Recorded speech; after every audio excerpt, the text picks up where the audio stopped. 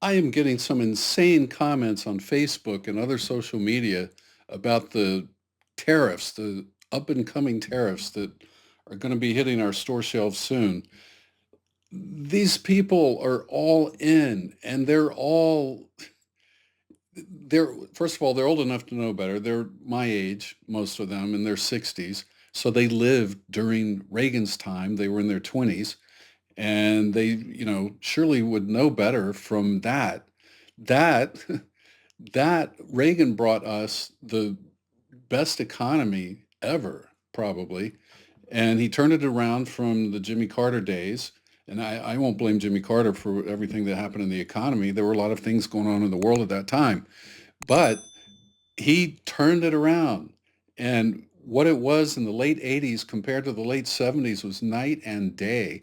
And we've been on that trajectory ever since. Reagan has some amazing words to say about tariffs, and I'm going to play that for you in just a few minutes. But first, I want to read you just a couple of things that my MAGA friends are saying. And remember, I was never MAGA, but I used to be Tea Party back in the early 2010s. And that was the forerunner to MAGA. The same people that were in the Tea Party are MAGA now. And the thing that turned me off about the Tea Party eventually was the longer I was in it, the more I started to see there's some bad stuff going on here that's not conservative at all. A lot of it, thanks to Ron Paul. The people back then, they adored and worshiped Ron Paul like they do Trump today, literally. And Ron Paul's only downfall was that he never won an election, which fortunately for the rest of us that he didn't. But I just want to read you a couple of comments that have come across recently, just in the past few days. Look, tariffs are about to hit. They're already in the pipeline since he first announced them. I think it was like April 2nd or early April when he slapped these tariffs on China. That's the big one. That's the one we're really going to feel. And they're all in. They think it's awesome. They're willing to give it a try. They don't know whether it's going to work or not, but they hope it will. They think it will, and they're trusting the president. So let me just read you a couple of these comments, and then let's listen to what Ronald Reagan had to say about it. He addresses it beautifully with history, with facts, and with his life's experience as well. So first of all, we have Deb who says we are in uncharted territory. Now I heard the same sentiments, you know, expressed in different words in various places, but we are in uncharted territory. Stand behind the president or cut bait. I stand with Trump. American sovereignty, no matter the cost, is what I'm standing with. This is such a just brain dead statement. I We're in uncharted territory. No, we're not. We've had tariffs in the past. We know what tariffs do. And if you don't know what tariffs do, you certainly know what higher prices do.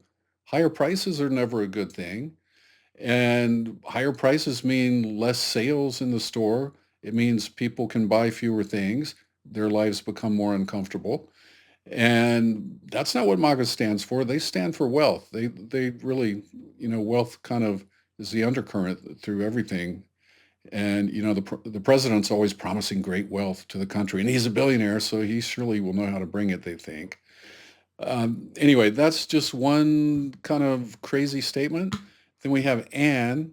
She said the tariffs are getting other countries to the negotiating table. Really? If they result in more revenue for us short term, that is a bonus. More revenue? This is coming straight out of your pocket, Anne. This is not more revenue. This is higher taxes. We really got to call these things taxes so people understand what they are. They hear the word tariff and they're like, oh, I don't know what that is. We never did that before. How these people who are old enough to have lived through a lot of this have no idea about tariffs is beyond me. I feel like they're just purposely ignoring what they know because the man that they think is the great leader tells them this is true now. Really, really crazy stuff. Anyway, the tariffs are getting other countries to the negotiating table. I've heard the president say that several times. Okay, what countries? When he was asked in a Oval Office press conference recently, they asked him, "Well, what countries?" He goes, "Well, you don't need to know." Well, yeah, we do. Pakistan, Afghanistan, Tajikistan. I mean, these, I guarantee you, whatever the countries are, they are inconsequential to our trade. And they're certainly no match for China at all. Interesting statistic I heard earlier today. I didn't know this. Did you know that China's trade with us, what they export to us, only accounts for 14% of their total exports? I didn't know that. I would have said, if you had asked me yesterday, what percentage uh, of China's exports does the United States make up? I would say 80%. I really would have said 80%. It's 14%. I had no idea. They can withstand whatever we throw at them. They lose 14% of their business for a while. They're not going under. That's not going to hurt them. Plus, it's a communist country, and they don't have to care about public opinion nearly as much as we do. All right. Now, this last one is a real kicker here. Carmen, capital letters, all caps, winning. Tariffs bring $70 billion total. No other prez brought this in. Libs, just spin, spin, spin. As billions of dollars pour in from tariffs, we're only in a transition stage, just getting started. Really? Winning tariffs bring in $70 billion. Here's another one who thinks this is revenue. It's revenue the same way your taxes are revenue. When we pay taxes in April, or whenever you may happen to pay them, who says that's revenue? I mean, taxpayers don't say that. The government says it. They say the government brought in this much revenue through taxes.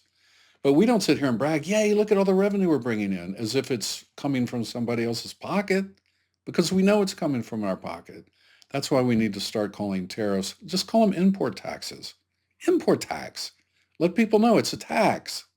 These conservatives, I'm telling you, they don't like higher taxes. Anyway, look at this excerpt. Trump said, President Trump's tariffs became very real for importers last month as the government collected more than $17.4 billion in customs and certain excise taxes. Well, here, Carmen admits it's a tax, but apparently that didn't occur to her as she wrote this. That was nearly double March's haul of $9.6 billion, dwarfing the smaller spikes in revenue seen during Trump's first term. All told, the duties have deposited more than $70 billion into government coffers since January 1st. Wow, we're rich. Where's the money? Trump says we're going to get a tax break from this. We are not getting a tax break. This is a tax increase. It's like saying, give me $100 in tariffs and I'll give you $15 back on your taxes. Anyway, there's not going to be any tax break for anybody. But let's take a look. I love this video. Watch as much of it as you can. It's really brilliant. Ronald Reagan was the best. And watch what he says about tariffs. And if you are MAGA, you got to watch this because MAGA people claim to be conservative. You claim to be Republican. But listen, check this out. Back in the 80s, the 70s and 80s, you know who wanted to put tariffs on everybody? The Democrats. That's a Democratic idea, which is no wonder Trump likes it because he was a Democrat his whole life until he ran for president. Anyway, let's watch what Reagan had to say. This stuff is beautiful. You're going to love it. My fellow Americans, last Wednesday I notified Congress of my decision not to impose either quotas or tariffs on foreign shoe imports into this country. I'd like to talk with you about that decision because the case of shoe imports illustrates why so-called protectionism is almost always self-destructive, doing more harm than good even to those it's supposed to be helping. Advocates of protectionism often ignore its huge hidden costs that far outweigh any temporary benefits. The Council of Economic Advisers estimate that the quotas on shoe imports that I turned down would have cost the American consumer nearly $3 billion. And there are other costs. Quotas would have entitled our trading partners to another $2 billion in compensation, or they would have retaliated, slapping quotas or tariffs on the products we sell to them. That would mean an immediate loss of American jobs and a dangerous step down the road to a trade war. Also, if our trading partners can't sell their products here, they can't afford to buy our exports, and that means more lost jobs for Americans.